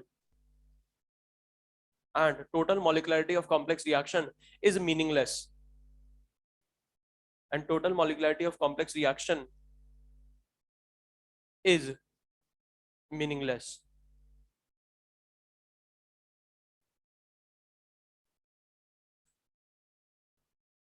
ठीक है, सुनो ना, elementary reaction में ही बात करेंगे, पर ऐसा नहीं है कि कॉम्प्लेक्स रिएक्शन के लिए पूछी नहीं जाती, मीनिंगलेस होती है। पूछता है, मीनिंगलेस होती है। ठीक है, हाँ इधर देखो, देखो एक चीज तो समझ में आती है, कॉम्प्लेक्स रिएक्शन वो रिएक्शन होती है जो सिंगल स्टेप में कंप्लीट नहीं हो रही, मोर देन वन स्टेप में कंप्लीट हो रही है। अब इसको देखो, देखो एग्जामिनर आपको ये हमेशा बताएगा कि एलिमेंट्री रिएक्शन कौन सी है ना? अगर कोई रिएक्शन देगा और वो एलिमेंट्री होगी तो मेंशन करेगा कि ये एलिमेंट्री रिएक्शन है। ठीक है, पर कॉम्प्लेक्स रिएक्शन में नहीं बताएगा, तो फिर क्या करेंगे? जहां बता दे वो एलिमेंट्री, और जहां नहीं बताए लड्डू। ऐसे नहीं होगा। सपोज करो ये रिएक्शन आपको दे दी, है ना, ये रिएक्शन आपको दे दी। अब ये रिएक्शन में हो क्या रहा है? डीकंपोजिशन हो रहा है H2O2 का इनटू H2O एंड O2। ठीक है, अब इस रिएक्शन का आपको मैकेनिज्म दे रखा है ना, बोल नहीं रहा है कॉम्प्लेक्स रिएक्शन है, क्या दे रखा है? मैकेनिज्म दे रखा है। इसका मतलब बाय डिफॉल्ट ये क्या है? कॉम्प्लेक्स है। ये बात समझ में आ रही है?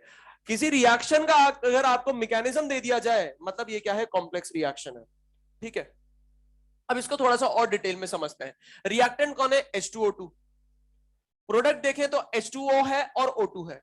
तो सिर्फ अभी इस रिएक्शन की बात करूं तो मुझे दिखाई दे रहा है सिंगल स्टेप में यहां पर क्या बन रहा है? प्रोडक्ट बन रहा है, पर एक्चुअल में ऐसा नहीं होता है।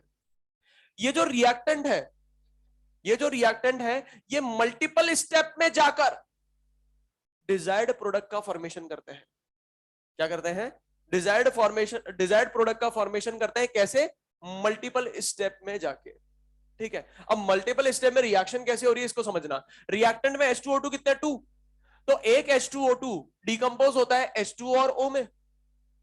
ये जो दूसरा मॉलिक्यूल है H2O2 का, वो किससे टकराता है? इस नेसेंट ऑक्सीजन के साथ टकराता है, और क्या बना देता है? H2O और O2। तो यहां पर हो क्या रहा है? जो रिएक्टेंट है वो मल्टीपल स्टेप में जाके डिजायर्ड प्रोडक्ट का फॉर्मेशन कर रहा है। ये बात समझ में आ रही है? तो इसे अपन क्या बोलते हैं? कॉम्प्लेक्स रिएक्शन बोलते हैं। जहां पर मल्टीपल स्टेप में जाके डिजायर्ड प्रोडक्ट का फॉर्मेशन हो उसे बोलते हैं कॉम्प्लेक्स रिएक्शन। ये तो हो गया पहला पॉइंट जो मैंने लिखवाया है। दूसरे पॉइंट की बात करूं तो ये तो क्या है? कॉम्प्लेक्स रिएक्शन है, मतलब इसमें कुछ हिडन स्टेप्स हैं, और वो जो हिडन स्टेप्स है वो मुझे कहां नजर आ रहे हैं? मैकेनिज्म में नजर आ रहे हैं। तो ये जो मैकेनिज्म स्टेप होते हैं ना, ये सिंगल स्टेप ही होते हैं, ये सिंगल स्टेप रिएक्शन ही होती है, इनके बीच में कोई और स्टेप नहीं होता है। तो अगर ये मैकेनिज्म स्टेप सिंगल स्टेप है तो इन मैकेनिज्म स्टेप को मैं बोल सकता हूं एलिमेंट्री रिएक्शन नहीं है, और इसे अपन क्या बोलते हैं? मैकेनिज्म स्टेप को एलिमेंट्री स्टेप बोलते हैं। हर एक स्टेप मैकेनिज्म का, हर एक स्टेप मैकेनिज्म का कहलाता है एलिमेंट्री स्टेप। ये बात समझ में आ रही है? ये दूसरा पॉइंट था जो मैंने लिखवाया। तीसरे पॉइंट की बात करें, एक बात मुझे बताओ, ये एलिमेंट्री रिएक्शन है या नहीं? ये है या नहीं है? तो अगर ये एलिमेंट्री है तो क्या इनके लिए मॉलिक्युलरिटी डिफाइन कर सकता हूं? तो मॉलिक्युलरिटी क्या हो जाएगी यहां पर? यहां पे कितनी हो जाएगी? ये बात समझ में आती है? 1 + 1 2। तो कॉम्प्लेक्स रिएक्शन की मॉलिक्युलरिटी क्या होगी? 1 + 2 = 3। क्यों? क्योंकि अपन जानते हैं एलिमेंट्री जो टर्म है वो सिर्फ और सिर्फ, सॉरी, मॉलिक्युलरिटी जो टर्म है वो सिर्फ और सिर्फ एलिमेंट्री रिएक्शन के लिए ही डिफाइंड है, कॉम्प्लेक्स के लिए डिफाइंड नहीं है। तो अगर यहां पर आपसे कोई पूछ ले इस कॉम्प्लेक्स रिएक्शन की मॉलिक्युलरिटी क्या होगी, मीनिंगलेस। ये बात समझ में आ रही है? नॉट डिफाइंड, डिफाइन नहीं करेंगे, मीनिंगलेस होगी। क्लियर है बात सभी को? ये तीन ही पॉइंट मैंने लिखवाए थे। ठीक है, अब अगर मैं यहां पर बात करूं, इसको भी मत लिखना, यहां पर कॉम्प्लेक्स रिएक्शन में अपन को कुल मिलाकर 5 क्वेश्चन के आंसर देने हैं। एक बार अपन ने पांचों क्वेश्चन के आंसर ढूंढ लिए, ये टॉपिक खत्म हो जाएगा, है ना। कॉम्प्लेक्स रिएक्शन इंपॉर्टेंट होता है, ये अच्छे से आसानी से समझ में भी नहीं आता, इसलिए मैं क्या कर रहा हूं, इसको लेयर बाय लेयर पढ़ाऊंगा। ठीक है, अब 5 क्वेश्चन होते कौन से उनको पहले एक बार देख लेते हैं, फिर एक एक करके क्वेश्चन का आंसर करेंगे अपन। सबसे पहला क्वेश्चन ये होता है, एग्जामिनर क्या करता है, आपको कॉम्प्लेक्स रिएक्शन का मैकेनिज्म दे देता है, ठीक है, और कहता है कॉम्प्लेक्स रिएक्शन का फॉर्मेशन करो मैकेनिज्म की मदद से, है ना। ये पहली वैरायटी होती है कि आपको मैकेनिज्म दे देता है और कहता है मैकेनिज्म की मदद से इस कॉम्प्लेक्स रिएक्शन का फॉर्मेशन करो। ये पहला क्वेश्चन। दूसरा क्वेश्चन क्या बोलेगा, इस कॉम्प्लेक्स रिएक्शन का रेट लॉ लिखो। तीसरा क्वेश्चन पूछेगा इस कॉम्प्लेक्स रिएक्शन का ऑर्डर क्या होगा। चौथा क्वेश्चन पूछेगा मॉलिक्युलरिटी क्या होगी, और पांचवा क्वेश्चन पूछेगा इंटरमीडिएट कौन होगा। ये 5 क्वेश्चन के अपन को जवाब देने हैं, और जैसे ये जवाब मिल जाएंगे ये टॉपिक खत्म। ठीक है, पहले क्वेश्चन की बात करते हैं। अगर मैकेनिज्म दे दिया और बोला जा रहा है इस कॉम्प्लेक्स रिएक्शन का फॉर्मेशन करना है, तो क्या करेंगे अपन, इन दोनों मैकेनिज्म स्टेप को क्या करेंगे, एल्जेब्रिकली ऐड कर देंगे। रिएक्टेंट को रिएक्टेंट के साथ ऐड करेंगे, प्रोडक्ट को प्रोडक्ट के साथ ऐड करेंगे। अब आप खुद देखो यहां पर कितने H2O2 आ गए, यहां पर कितने H2O आ गए, कितना O2 आ गया, ये नेसेंट ऑक्सीजन, ये नेसेंट ऑक्सीजन कैंसिल आउट हो जाएगा। ये बात समझ में आ रही है, क्लियर है? तो एक क्वेश्चन का आंसर मिल गया, है ना। दूसरे क्वेश्चन की बात करते हैं थोड़ी देर के लिए। मान लो, मान लो, दिमाग मत लगाना ज्यादा, थोड़ी देर के लिए मान लो इस कॉम्प्लेक्स रिएक्शन का रेट लॉ आपको गिवन है। जितना भी ब्लैक पेन में लिखा है ना, ब्लैक इंक से लिखा है, ये सब आपको डेटा गिवन है, ठीक है। थोड़ी देर के लिए मान लेते हैं इस कॉम्प्लेक्स रिएक्शन का रेट लॉ आपको गिवन है। अगर रेट लॉ गिवन है, क्या ऑर्डर बता सकते हो क्या हो जाएगा? कहां से देखा? यहां से। ऑर्डर क्या हो जाएगा? 1। तो दूसरे क्वेश्चन का भी आंसर मिल गया। तीसरे क्वेश्चन की बात करूं, इंटरमीडिएट। इंटरमीडिएट कौन होगा? ओ है, ओ होगा क्या? सुनो ध्यान से, इंटरमीडिएट होता कौन है पहले ये समझ लेते हैं। इंटरमीडिएट वो स्पीशीज होती हैं जो बीच में बनती है और बीच में ही खत्म हो जाती है। बहुत सिंपल लैंग्वेज में बता रहा हूं मैं, है ना, बिल्कुल बच्चों वाली लैंग्वेज में। इंटरमीडिएट वो स्पीशीज होती हैं जो बीच में ही बने और बीच में ही खत्म हो जाए। अब आप मुझे बताओ, ये रिएक्टेंट था, ये बीच में तो कहीं आया नहीं, ये तो दिया था अपन ने, ये बना H2O और O। अब ये जो रिएक्टेंट है, इसने नेसेंट ऑक्सीजन के साथ क्या करा? कोलिजन करा, रिएक्शन में पार्टिसिपेट करा और क्या बना दिया? H2O और O2। तो ये जो H2O मिला, ये जो H2O मिला, ये O2 मिला, ये देखो प्रोडक्ट में दिखाई दे रहा है। तो बीच में कौन बना? बीच में कौन खत्म हुआ? ये बात समझ में आ रही है? तो जो बीच में बने और बीच में ही खत्म हो जाए, उसे क्या बोलते हैं? Nascent oxygen. और ये क्या कहलाएगा? इंटरमीडिएट कहलाएगा। यहां पर इंटरमीडिएट पता लगाना बहुत आसान है। क्यों? क्योंकि यहां पर एक ही नजर आ रहा है और सिर्फ 2 ही स्टेप दे रखे हैं। पर बहुत बार क्या होता है कि यहां पर मैकेनिज्म स्टेप बहुत सारे होते हैं और इंटरमीडिएट भी एक से ज्यादा होते हैं, ठीक है। तो अब अपन इंटरमीडिएट कैसे पता लगाएंगे? सुनना ध्यान से। एक तरीका तो ये हो गया, जो बीच में बने और बीच में खत्म हो जाए उसे बोलते हैं इंटरमीडिएट, ठीक है। दूसरा तरीका, बहुत ही बच्चों वाला तरीका, याद करो बचपन में अपन ने ऑड वन आउट सीखा था। ऑड वन आउट, 4 लड़कों के नाम दे रखा है, बीच में एक लड़की का नाम दे रखा है, ऑड वन आउट करना है। 4 कपड़ों के नाम दे रखा है, एक जूते का नाम आ गया, तो ऑड वन आउट करना है ना? याद है ना ऑड वन आउट क्या खेलते थे अपन, है ना। अब सुनना ध्यान से, यहां पर भी आपको क्या करना है? ऑड वन आउट ही करना है। बहुत ही बच्चों वाली चीज है, ट्रिक बिल्कुल बहुत बच्चों बच्चों वाली बनाता हूं। देखो कैसे करना है। इंटरमीडिएट वो होता है जो कॉम्प्लेक्स रिएक्शन में नजर ना आए और मैकेनिज्म में नजर आए। ऑड वन आउट कर सकते हो? हाँ, इंटरमीडिएट वो स्पीशीज जो कॉम्प्लेक्स रिएक्शन में नजर ना आए पर मैकेनिज्म में नजर आ जाए, उसे बोलेंगे इंटरमीडिएट। अब आप देख लो कौन नजर आ रहा है और कौन नजर नहीं आ रहा है। ये बात समझ में आ रही है? क्लियर है सभी को? तो इंटरमीडिएट पता लगा लेंगे। तीसरे क्वेश्चन का आंसर मिल गया। कौन कौन से देखे थे? एक तो रिएक्शन कैसे बनाएंगे, ऑर्डर और इंटरमीडिएट। चौथा क्वेश्चन मॉलिक्युलैरिटी। अब यहां पर रुको ना एक मिनट। मॉलिक्युलैरिटी की बात करें तो यहां पर 2 सेट दे रखे हैं, सेट 1 और सेट 2, ठीक है। एक सेट अमीर सेट है और दूसरा सेट गरीब सेट है। अमीर और गरीब का मतलब क्या है? यहां पर अमीर सेट पूछे जाते हैं अमीर पेपर में और गरीब सेट पूछे जाते हैं गरीब पेपर में। निट गरीब पेपर, गरीब सेट, है ना। ये अमीर सेट है, एम्स, है ना, अमीर सेट है, आसानी से आंसर नहीं आएगा। पर अगर सपोज करो सेट 1 आपसे पूछा जाए, सेट 1 अगर आपसे पूछा जाए इस कॉम्प्लेक्स रिएक्शन की मॉलिक्युलरिटी क्या होगी, तो आंसर क्या होगा? सबके आंसर आ रहे हैं, सब आंसर दे पा रहे हैं, मतलब गरीब ऑप्शन सही है ना, मीनिंगलेस। अच्छा इधर आओ, सेट 2,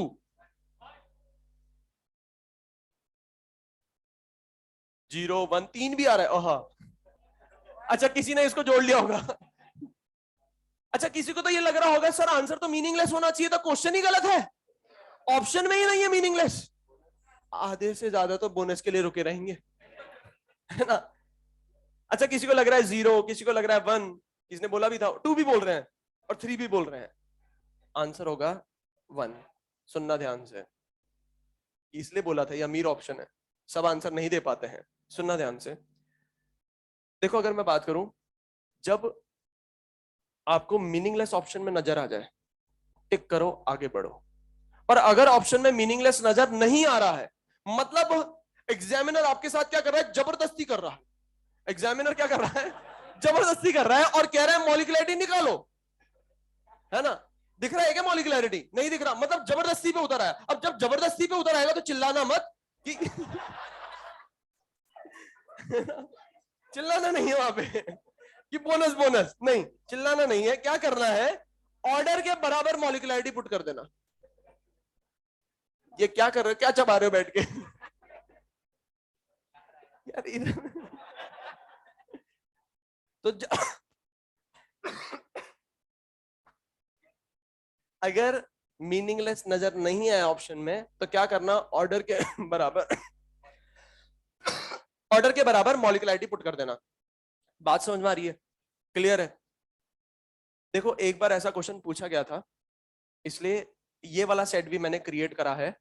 और वैसे तो देखो मैं एक बार बताता हूं, ऐसे ऑप्शन बहुत ही ज्यादा रेयरली आपको दिखाई देंगे। अगर 10-12 किताबें देख लोगे ना तो हो सकता है शायद एक क्वेश्चन ऐसा नजर आए, या तो वो भी नजर नहीं आए। पर पॉसिबिलिटी हो सकती है, पॉसिबिलिटी हो सकती है। तो आपको करना क्या है, याद क्या रखना है, अगर मीनिंगलेस ऑप्शन में नजर आ रहा है टिक करो, आगे बढ़ो। और अगर मीनिंगलेस नजर नहीं आ रहा है, ऑर्डर के बराबर मॉलिक्युलरिटी पुट कर दो और निकल जाओ। ये बात समझ में आ रही है? इसका रीजन भी है। देखो अगर सपोज करो ये स्लो स्टेप है ना, स्लो स्टेप की मदद से अपन रेट लॉ लिखते हैं। बस सुन लो एक बार, अभी मैंने रेट लॉ के बारे में कुछ बोला नहीं है, बस दिमाग लगा लो यहां पर। स्लो स्टेप की मदद से अपन क्या लिखते हैं, रेट लॉ। अब अगर इस स्लो स्टेप में इंटरमीडिएट नहीं है, इंटरमीडिएट नजर आ रहा है क्या यहां पर? नहीं। यहां पर नजर आ रहा है क्या? हाँ। अगर स्लो स्टेप में इंटरमीडिएट नहीं है तो ऑर्डर मॉलिक्युलरिटी के बराबर होगी, ठीक है। और अगर आ जाता है तो एग्जामिनर मॉलिक्युलरिटी के बारे में पूछेगा ही नहीं, किताबों में ही नहीं दे रखा है। ये बात समझ में आ रही है? और अगर एक्चुअल में ऐसे पूछ ले तो आप मुझे बताओ, मॉलिक्युलरिटी की डेफिनेशन लिखवाई थी और डेफिनेशन में ये लिखवाया था कि मॉलिक्युलरिटी सिर्फ और सिर्फ एलिमेंट्री के लिए डिफाइंड है, तो कॉम्प्लेक्स के लिए तो डिफाइंड हो ही नहीं सकती है। ये बात समझ में आ रही है, क्लियर है? तो हमेशा जो क्वेश्चन पूछा जाएगा ना उसमें यही ऑप्शन रहेंगे। पर अगर बाय चांस ऐसा पूछ ले तो ऑर्डर को मॉलिक्युलरिटी के बराबर पुट कर लेना। क्लियर है बात सभी को? कॉपी करो इसको फटाफट। हाँ देगा, सब देगा।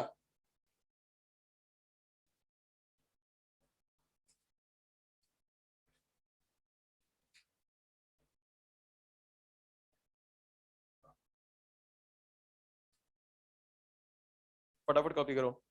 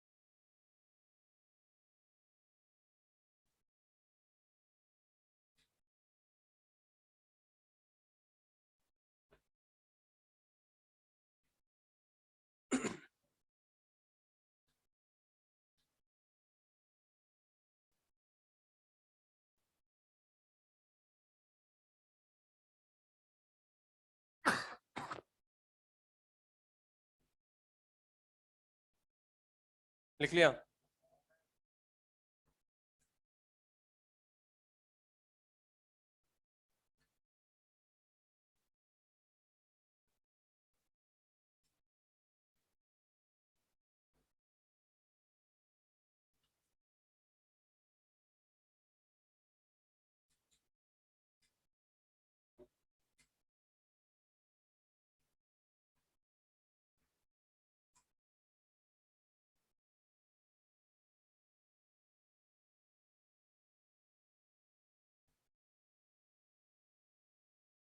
तो जितने भी क्वेश्चन मैंने आपसे इस एग्जाम्पल में पूछे या इस एग्जाम्पल में मैंने समझाया आपको, उस सारे क्वेश्चन के आंसर आपको इस एग्जाम्पल के लिए देना है, ठीक है?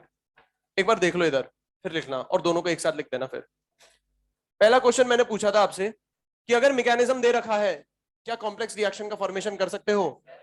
कर सकते हैं। ठीक है, दूसरा क्वेश्चन, यहां पर मैकेनिज्म दे रखा है, तो आप मुझे बताओ ये जो रिएक्शन है ये एलिमेंट्री या कॉम्प्लेक्स? कॉम्प्लेक्स है। ठीक है, और कॉम्प्लेक्स रिएक्शन का आपको रेट लॉ दे दिया है ना, ये रेट लॉ दे रखा है, ब्लैक पेन में जो भी लिखा है सब दे रखा है। तो आप मुझे बताओ रेट लॉ को देखकर ऑर्डर बता सकते हो? क्या होगा ऑर्डर? पावर में जो है वही होगा ऑर्डर, मतलब ऑर्डर क्या हो जाएगा? 1। अच्छा, मॉलिक्युलैरिटी, सबसे पहले हमेशा आंसर देना है मीनिंगलेस। ये बात समझ में आ रही है? ठीक है, तो ये क्या हो जाएगा? ऑर्डर, मॉलिक्युलैरिटी क्या हो जाएगी? मीनिंगलेस। अच्छा मुझे एक बात बताओ, इंटरमीडिएट कौन होगा? जो यहां नजर ना आए और मैकेनिज्म में नजर आए। मैकेनिज्म में NO3 नजर आ रहा है? आ रहा है। क्या कॉम्प्लेक्स रिएक्शन में नजर आ रहा है? नहीं आ रहा है। इंटरमीडिएट हो जाएगा NO3। ये बात समझ में आ रही है? कॉपी करो फटाफट।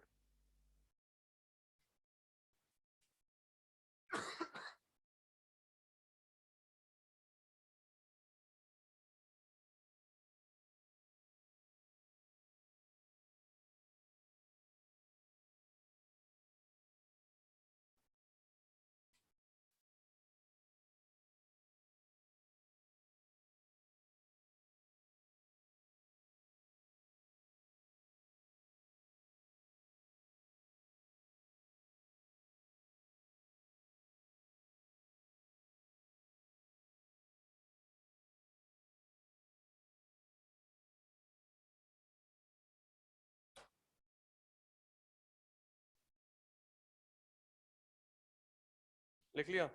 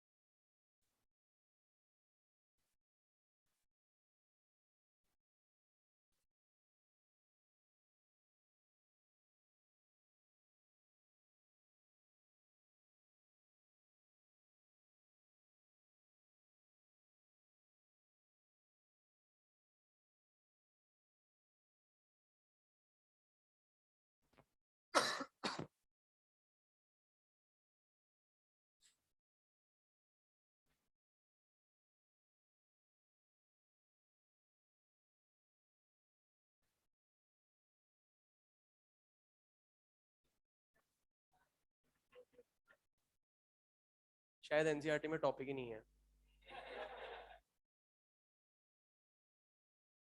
क्या?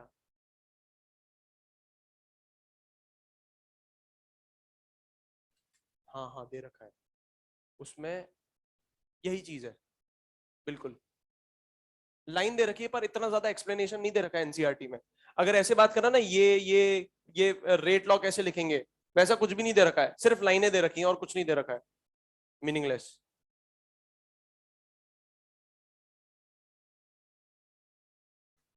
अभी एक और पॉइंट लिखवाऊंगा कॉम्प्लेक्स रिएक्शन में ही, जो आपके एनसीईआरटी में ही दे रखा है, पर सिर्फ लाइंस दे रखी हैं, उसका कोई एक्सप्लेनेशन नहीं दे रखा है, या ऐसे क्वेश्चन नहीं दे रखे हैं।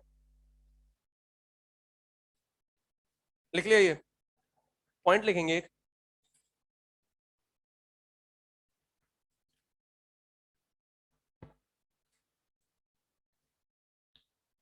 इन complex reaction, in complex reaction rate of reaction, in complex reaction rate rate of reaction is controlled by its slowest step. Rate of reaction is controlled by its slowest step in complex reaction. Rate of reaction is controlled by its slowest step, known as rate determining step. प्यार से बोलेंगे RDS, rate determining step. Next point लिखेंगे,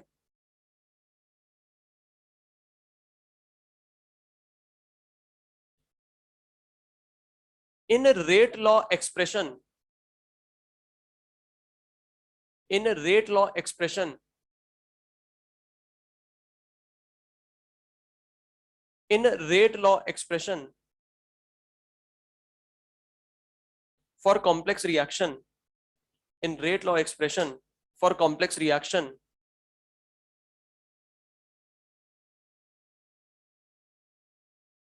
rate of reaction, in rate law expression for complex reaction, rate of reaction depends on concentration of reactant. Rate of reaction depends on concentration of reactant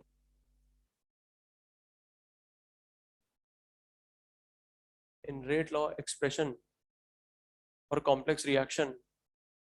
Rate of reaction depends on concentration of reactant of slowest step, which must be free from,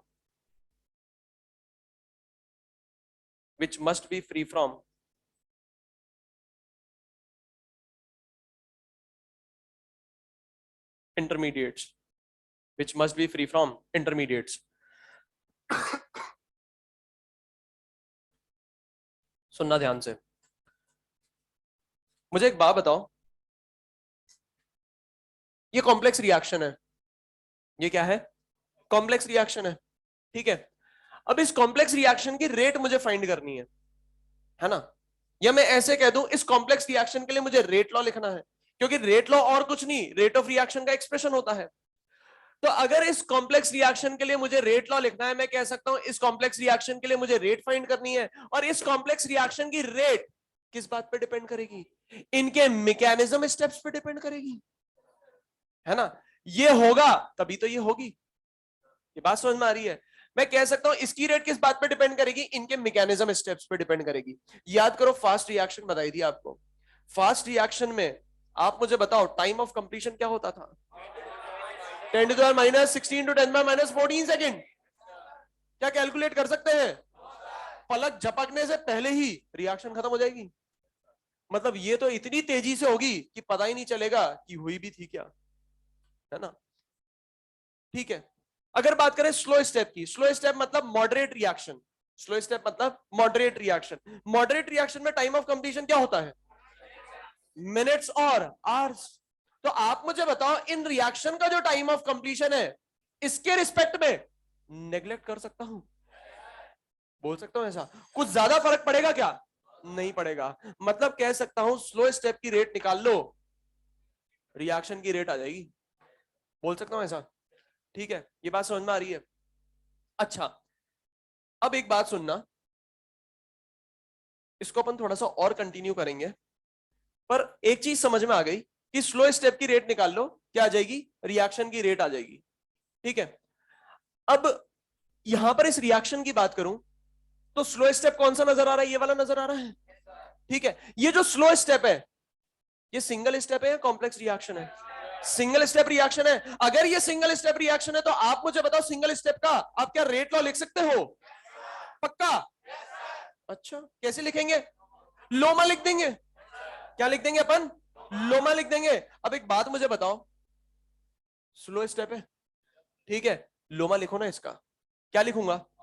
R is equal to K into concentration of H2O2 की power 1 कहां से आया?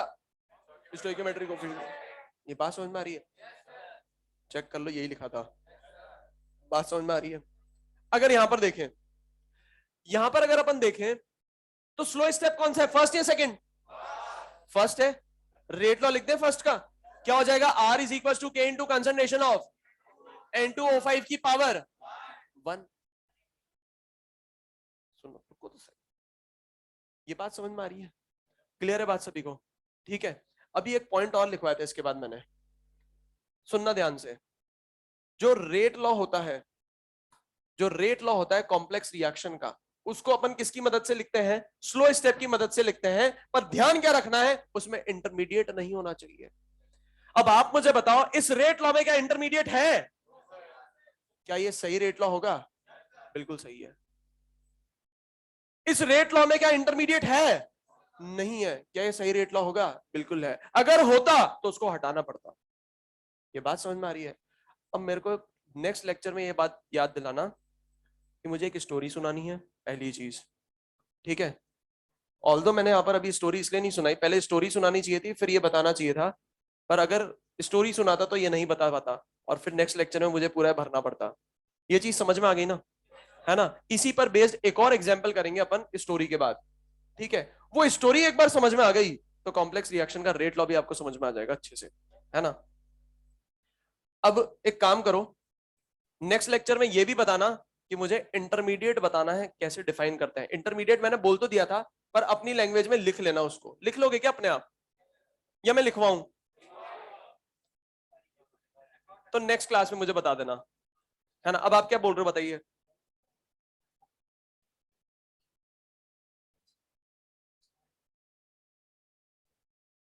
अभी complete करने देना मेरे को, है ना? कॉम्प्लेक्स रिएक्शन अभी कंप्लीट नहीं हुआ है। मुझे एक बात बताओ, मैंने बोले थे 5 क्वेश्चन, है ना? क्या 4 क्वेश्चन समझ में आ गए? एक ही बचा है ना, वो एक बार कंप्लीट करने देना, अभी डाउट बीच में मत लाओ, है ना? वो एक बार कंप्लीट हो गया ना, एक भी डाउट नहीं आएगा, गारंटी मेरी। अभी लास्ट क्लास होती ना आज, खींच देता मैं, बिल्कुल मजा आया था।